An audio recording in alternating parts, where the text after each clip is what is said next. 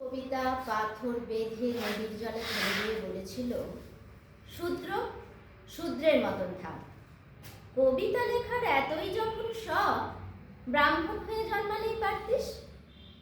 কিন্তু সারা মহারাষ্ট্রের মানুষ বিশ্বাস করে আপনার ৩০০ কবিতা ১ বছর বাদে জল থেকে উঠে এসেছিল। একটি ব্রাহ্মণ কন্যা একবার স্বপ্নে দেখেছিল আপনাকে। বিছানায় উঠে বসে সেটা স্বামীকে জড়িয়ে ধরে বলে ফেলল, জানো কে এসেছিল স্বপ্নে? তুকারাম। সেই রাতে স্বামী নতুন বউকে বেদম পিটিয়ে বাড়ি থেকে বের করে দেয়। মেয়েটি কি পেরেছিল আপনার গ্রামে পৌঁছতে? এই মেয়েটি মারাঠি ভাষার প্রথম মহিলা কবি। তুকারাম, আপনার কবিতা জল থেকে উঠে এসেছিল কিনা জানা নেই, কিন্তু মেয়েটি স্বামীর হাতে মার খেয়ে বাড়ি ছেড়েছিল।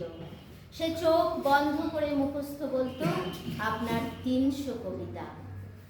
৩৮ বছর বয়সে তুকারাম আপনাকে হত্যা করা হলো। কিন্তু ব্রাহ্মণরা একটা ছোট্ট সত্য বুঝতে পারেনি সেদিন।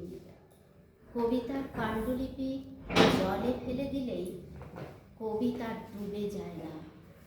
কবিতার পাণ্ডুলিপি জলে ফেলে দিলেই কবিতা ডুবে যায় না।